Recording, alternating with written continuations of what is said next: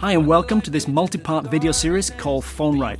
My name is David Anthony. Now, if this is your first time here, welcome, and do consider subscribing because this channel is all about helping you go further and faster in business and in life. So let's get started. So, with that background, here's standard number 3 again. Good morning. Company name. This is first name speaking. Now that standard is absolutely inviolate. In other words, there's no circumstance in which you don't apply it. Even if your company name is very long, even if you've got 5 calls coming in, you must always apply performance standard number 3. There are absolutely no exceptions to it when you're a receptionist and when your job is to transfer calls. Let's dwell a little more on that last point.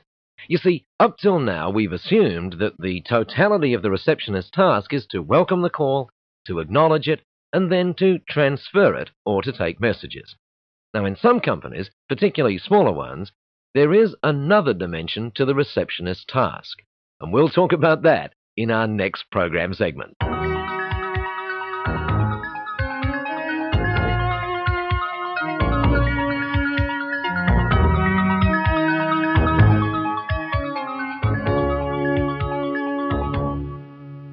You'll recall we said earlier on that the caller is calling because they have a problem they want your company to solve. Maybe they're calling to buy your company's product or service. In some companies, the receptionist's job includes that of helping the caller to solve the problem. For instance, let's say we're calling a small hotel where the receptionist doubles as a transferer of calls and as someone who can take or create a booking. If you're in a situation like that, then it's imperative that you use your full name to answer the phone. Like this. Good evening, Country Motel. This is Judy Abbott. The use of your full name in that circumstance creates a degree of authority with the caller in the sense that they understand that you have the ability to help them solve their problem. Now, it turns out that this variation of Performance Standard 3 is critically important for the secretary. Listen in on this conversation and you'll understand why. Good morning, the stationery company. This is Shelley speaking. Oh, yes, I'd like to speak with Paul Johnson, please. Fine, thank you very much for calling. I'll put you through to Paul's office now. Could you just hold on a moment, please? Now, let's assume that Paul Johnson is with someone, so his secretary, Sari Beaumont, takes the call. Here's how it works when the call has been transferred. Good morning, Paul Johnson's office. This is Sari Beaumont. Oh, yes, hi, Sari. It's Chris Dunstable, and I'm calling to speak with Paul, please. Oh, thanks for your call, Mr. Dunstable. Paul's actually with someone at the moment. He tells me he'll be free in about, 25 minutes. So let me take a note of some of the details so that I can help in the meantime. Now, you were actually calling about... Oh, yes, I was actually calling him about some widgets, and I was wondering... Again, you'll notice how the use of the full name conveys that all-important degree of authority to the caller. The caller will feel that they're dealing with someone who really can help them. And that simple fact will help the boss lead a much more productive day. Not only that, as a secretary, using your full name when you apply Performance Standard number 3 adds enormously to your status, and it really does build your own self-esteem. Just 2 final thoughts on Performance Standard number 3 for you.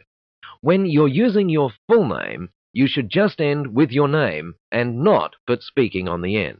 Clearly, though, when you're a receptionist using just your first name, you must always put speaking on the end. It sounds really strange if you leave it off. And the final thought is this.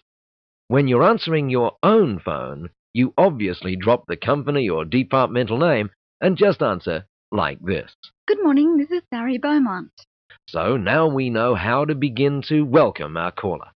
After we've used the first 3 standards, the caller will now tell you why they called. But your welcome to them isn't over yet. Remember, our job is to delight the caller, to be memorable. The next 2 performance standards make sure that happens.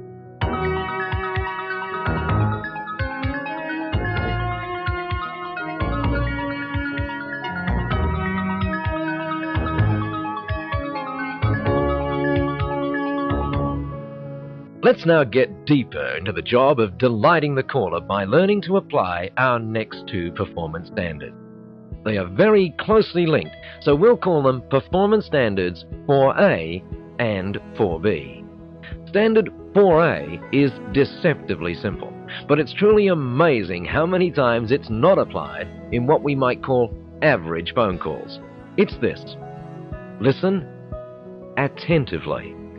Now, before we look at it, let's just review some important thoughts on the listening process. The most profound one was given to me a few years ago by a delightful little lady. She was all of 8 years old. Her name was Jody.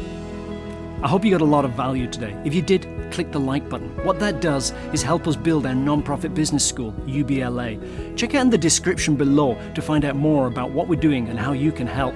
This is part of a multi-part series, so keep your eye out for the next video. In the meantime, we've done a great playlist about why do small businesses fail. Check this link over here, and this will show you a great little list about how you can be successful in business. So thank you very much. Catch you again soon.